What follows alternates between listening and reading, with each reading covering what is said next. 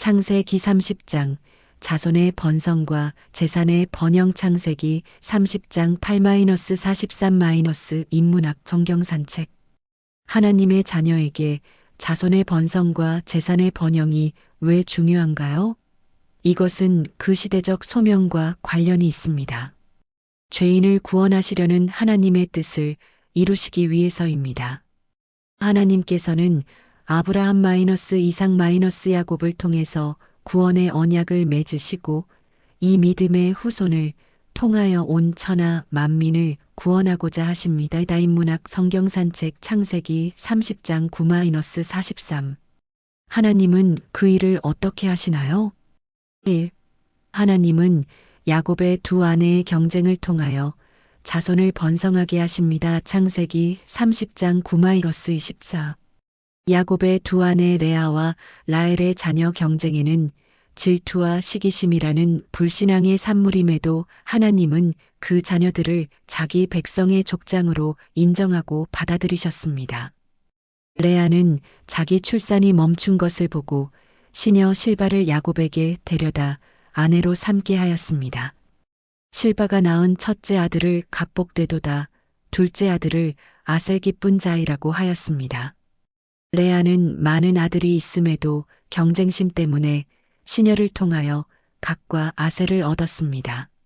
레아는 르우벤에게서 받은 합 한 채를 라헬에게 넘겨주고 야곱과 동침하여 다섯째 아들 이사갈 하나님이 그 값을 주셨다. 여섯째 아들 스불론 후한 선물을 얻게 되었습니다. 레아는 아들이 주어진 것에 만족하지 못하고 남편의 사랑을 원했습니다.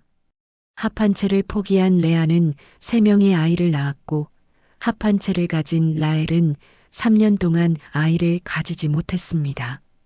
그때 하나님이 라헬을 생각하시고 그녀의 소원을 들어주셨습니다.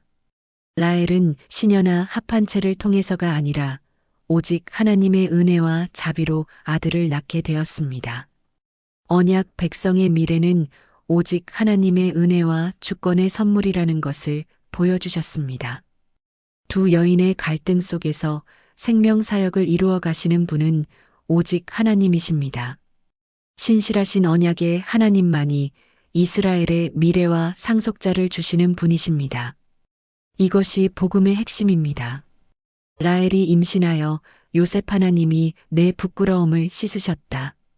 이라고 하였습니다.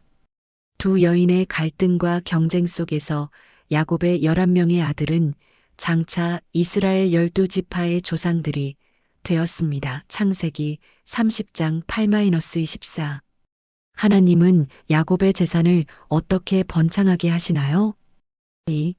하나님은 선택계량 번식을 통하여 야곱의 재산을 번창하게 하십니다. 창세기 30장 25-43. 라헬이 야곱을 낳자 야곱은 외삼촌 라반에게 아내들과 자식들을 데리고 고향으로 돌아가게 해달라고 요청하였습니다. 고향을 떠난 지 14년 만에 약속의 아내가 아들을 얻은 것입니다. 라반은 품삯을 새로 정하여 야곱을 붙잡으려고 합니다.